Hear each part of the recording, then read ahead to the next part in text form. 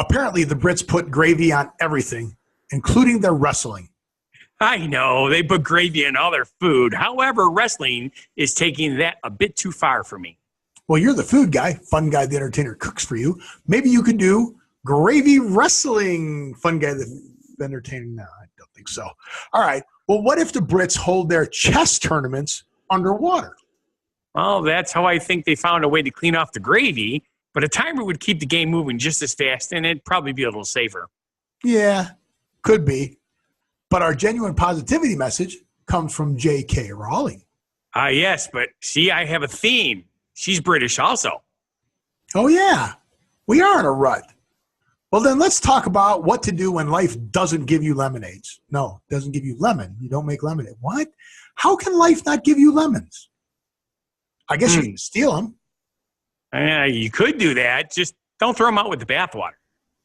Oh, I think I screwed up the other line, and I think you screwed up this line because I don't think our phrase origin story goes that way. But we'll fix it during the show. Welcome to What Happened in the World Today. I'm Steve. And I'm Scott. And this is a tale of how bad life decisions led to a goofy YouTube show. And you know I'm going there.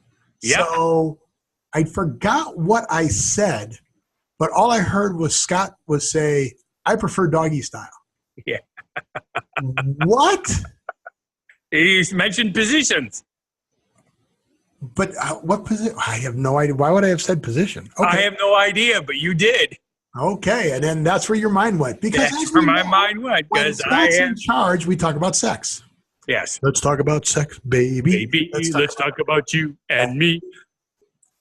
Let's talk about all the good things or bad things and good things. Whatever, yeah. Sure. So now we're going to have to look that up. Well, we don't necessarily need to because we could do something that's almost as fun as sex. No, we're going to do it. We're going to look it up. All right. What? Wait, what? Talk about sex as a Salt and Pepper song? Yes. Really? Really? Why did I think it was like a Wham song? No, Wham was way too popish. I don't know. This can't be it because, oh, yeah, let's talk about sex, baby. Sing it. Let's talk about you and me. Sing it, sing it. Yeah. Really? That was part of it? Let's talk about all the good things and all the bad things that may be. Let's talk about sex. Come on. Let's talk about sex. Do it. Really? I didn't realize all the little things. Those are the background singers singing that part. That's but I didn't know that they were different things. Yes. Okay. So, all right. So I derailed us, but we'll get back on. Look. Only when you show up. Now we stop. And every time we show it, I'll have to pay attention now. And I'll have to go, insert joke here. It was a really great picture. See? There it is. Great picture. World Gravy for a cell phone, Championship. it was a good picture. So, yeah, the cell phones don't do that good in the dark, I've found for the moon. No, they do not. So one of the stereotypes of British food is you put brown gravy on everything. Pretty much. Yes. So they've taken what could be something very fun, like Jello wrestling, and made it a World Gravy Wrestling Championship. Yes. Wrestlers fight in gravy. Uh-huh. In Lancashire? Right. Really? Really. I have friends over there, and I brought it up, and they couldn't stop laughing, but they said it is But they know about it? They know about it. Wow. That is just crazy. It's a fundraiser from a restaurant in Stacksteads called... Well, of course it's a restaurant because of British food. They put brown gravy on it. It's called the Rosen Bowl. The Rose and Bowl. Rose and Bowl. And Bowl. Yep. And they raise funds for the East Lancashire Hospice. Lancashire Hospice, yes. Which is pretty cool. Yeah, you're reading that, looking down. Yes. It is the East Lancashire. Now, there's nothing down here for me. If I was reading it, I'd look over there. Correct. You always look sideways. I look down. Yeah. My monitors are up and down. Yours are side to side. Mine are all over the place. Well, yeah. I only have 2. You have like 400. Yeah, that's because I'm stupid. I can't I have to keep stuff open in different windows because I'm not smart enough to click between them. Because every time I do move stuff around, that's where you guys see me on the show go, oh, I don't know where I'm at. I don't know where the stuff is. Exactly. So, but the cool thing is this is a World Gravy Wrestling Championship. It's worldwide. No. Well, okay. World famous. That's what the word is. Yeah, yeah. So if you want to see people wrestling in gravy, search it up on the internet. Instead of Jello or mud. Put gravy wrestling, some interesting things will come up, and I'm afraid to even put comments on there and let us know when you put in gravy wrestling what comes up. And I'm afraid to try myself. So now, go ahead. I was thinking I had a segue, but I want to hear your segue. If you were also really good at chess after you got done with this wrestling, there'd be a great, easy way to do your favorite game and get clean at the same time. Okay, so the segue was almost the same. Almost the same. I would have done it after you have all this gravy on you. You need to jump into the pool to wash the gravy off. And while you're down there in the pool, why not have a quick game of chess? Sure. And, of course, it would have to be a quick game, wouldn't it? Well, okay, that's why they have what things called speed chess. You've seen speed chess tournaments. It's a little timer. I am thinking it would be cheaper and safer to just hit the little timer thing than to actually have a underwater chess championship. Yes. So you can so you would take more time if you could hold your breath longer. Is that what they're saying? Because there's no timer. So it's just as long as you can hold your breath, you can go in and move the chess pieces. And you know what the interesting part about this particular tournament is, or championship tournament? It's also in the UK. They know how to have fun. Sure they do. So this was in London. This is in London, yes. And they just have as much time as they can hold their breath. So they have to go under with one breath. So what's the penalty? Excuse me. What's the penalty if you don't? See, unfortunately, they don't give you enough of the information. I don't even know the penalty in regular chess if you don't make your move on time. Move on time, yeah. Do you forfeit your move? No. See, it should be worse than that. If you don't make it in time, I think maybe you lose the game. Yeah. I don't know. That's a good question. So what happens? All right. So then it's a draw. If the clock runs out for white and black has insufficient material to mate, then it's declared a draw. What? Insufficient material to mate? If the timer runs out in chess, but the other side has no chance of winning, then it's stated a draw. I like that makes more sense, but insufficient material to mate? Well, yeah, but what if you just didn't move because you couldn't figure out your move in time? But it doesn't matter. You're done. It's a draw. But it's a draw. It's not. You don't lose. You don't lose. So if you're about to be checkmated, don't move. Oh no! But it says if they have efficient, if they can. But if you don't move and they can't win, that's an interesting one. All right, all you chess aficionados down there. If I don't move, but my moving would have made it checkmate. But if I don't move, it's not checkmate. Yeah. So you know that from what you said, because a draw would be better than losing, right? Yes. So let me know that. Is a draw better than losing? I don't know. Wow. Yeah. Oh, see, now here in 2016, if you do not make a move within a specific time, you lose the game on time. See, that makes sense to me. Right? So that's 2016. So this is from the chess forum. Okay. So I don't know when this rule was that if time runs out thing. But as of January 20th, 2016, if you don't make the move, you're done. You lose. That makes sense. It does. All right. And if you get stuck down there and you drowned, you lose. That would be bad too. Yeah, it would be more bad. More bad? More batter? Yeah, more batter. More batter. We want this to be a positive show. We don't want to talk about drowning. Because better. So wing, better. Oh, goodness gracious. Sometimes I wonder about you, Steve. I wonder about me all the time, Scott. But I see that you went to J.K. Rowling. Yes. Rolling. Rolling on the river. Sometimes you got to go nice and slow. And then other times you got to go. What did she say? I'm not going to look up more lyrics. Rough. Rough is the word she uses for the second half of it. Yeah. So, where we go? Oh, genuine positivity message. Yes. So, J.K. Rowling. J.K. Rowling has our genuine positivity message for today. And our genuine positivity message is some failures in life are inevitable. It is impossible to live without failing at something unless you live so cautiously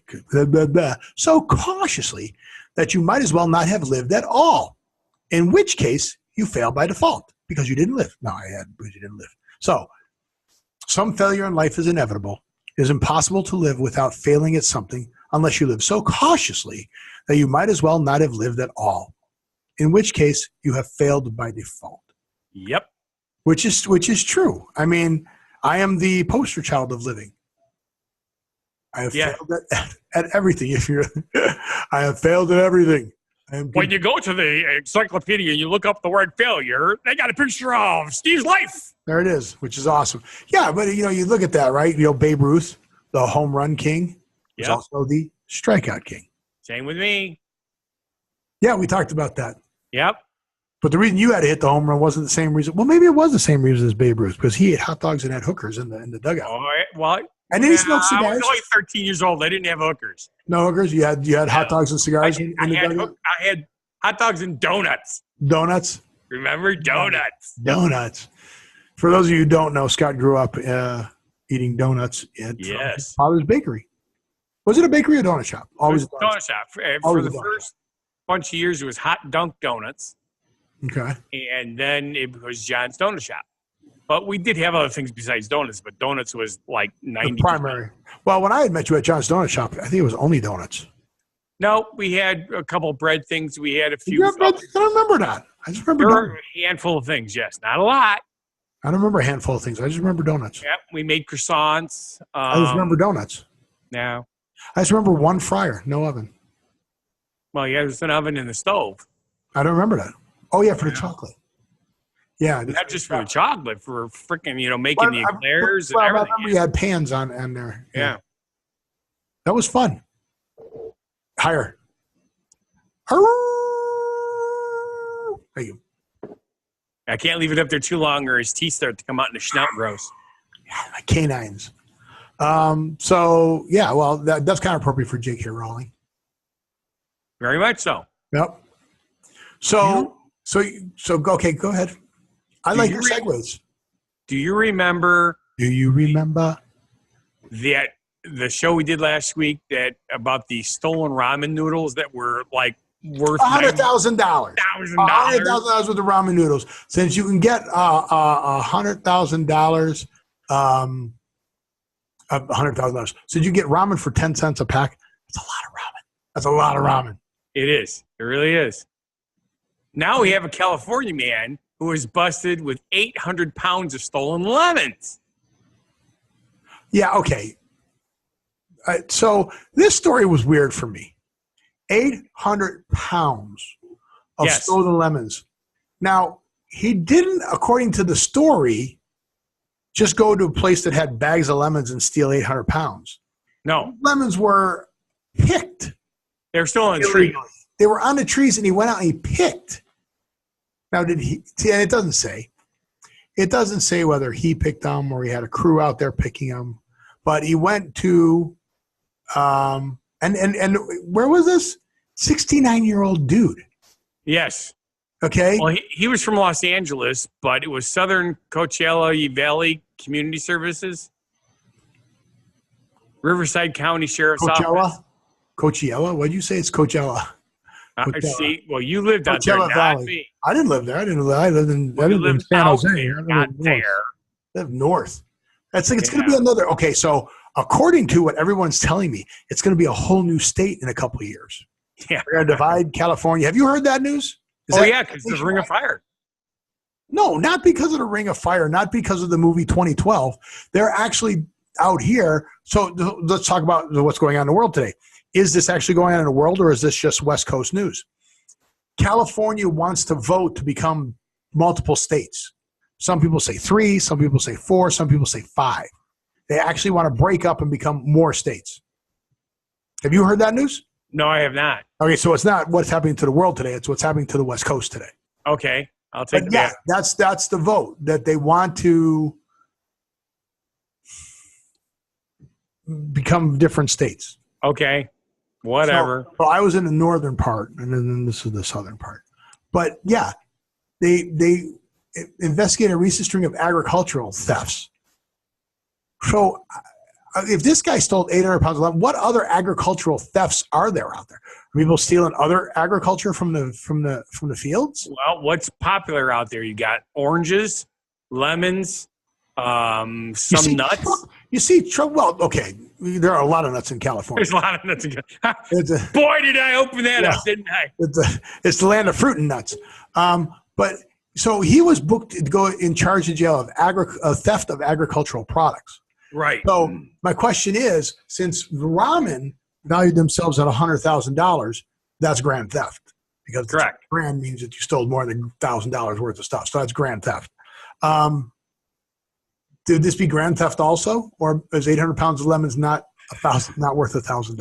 It depends on the time of year and where it's at. Like down there, it might only be worth $1 a pound. But at the grocery store here, lemons usually sell for about $2 a pound. But there's a profit built into it at that point. $2. Yeah, crazy. So that would be $1,600 retail. But how much is the farmer going to get for 800 pounds? I don't know. No, they get nothing. That's the whole thing, right? The markup is in transportation and warehousing and sale. For the most part, yes. That's crazy. Not that they don't get anything. It's just that their price is low because theoretically they are selling in bulk and they're still going to make money. But a 69-year-old guy was arrested for transporting about 800 pounds of freshly picked lemons that have been illegally taken from a nearby farm. That's just crazy. And the picture shows 16 bags of lemons. Yeah. Okay. Well, wait. That could be right. If it's 50 pounds a bag. Yeah. Right, because a sack of potatoes is like 50 pounds, so a sack of lemons could be 50 pounds. Sure. That would be. It's probably a 40-pound bag. They're probably 40-pound bags to make 800 pounds. How do you do math? Carefully. What is 50 plus 50? 100. Okay. And 16 divided in half is? 80. 16 divided in half is what? 8. 8. So what is 8 times 100? 800. So a 50-pound bag. Okay. A 40-pound bag would be 80 times 8. But they said about 800. So I figured they were smaller size bags. I'm just going with 50-pound bags. Okay. Maybe there were some loose ones. I don't know. I love the way you do math, though. It was simple math. I mean, when you said that 16 bags, I'm like, oh, yeah, okay, that makes sense. If they're 50-pound bags, 16 and a half is 8. No, never mind. The thing that really freaks me out is most of these look like potatoes, but one bag looks like limes. Oh, they're not even in the bag. If you notice, all the ones that are in the bags are dark green, not ripe yet, and the ones that are out of the bags look lemony. Yeah. You are having a rough time today. I'm glad it's Saturday. Saturday. Hey, look up another song. Hey, Saturday night. Oh, Saturday night. I'm closing that window out. So, do you is it time for a phrase origin story? What now? Are we ready for the phrase origin story? Yeah, let's origin it out. What is our phrase origin story? Don't throw the baby out with the bathwater. Okay, I have a problem with this. But then again, just a problem? I think, well, first off, throwing the baby out with the bathwater. Do you not know that you have babies? And when you're throwing something out, do you not know to look for them? First off. But then again, I look at the people who leave their kids in the car, right? I forgot my kid was in the back of the car. Or even worse, the mother who puts the car seat on top of the car, or the father who puts the car seat on top of it and drives off, and the car seat's on top of the car. With the baby in it. Or then again, most famously, how does he do it? From Home Alone. Macaulay Culkin. I don't know, but he screams, but he's home alone. Okay, a whole family leaves a kid home alone. Right.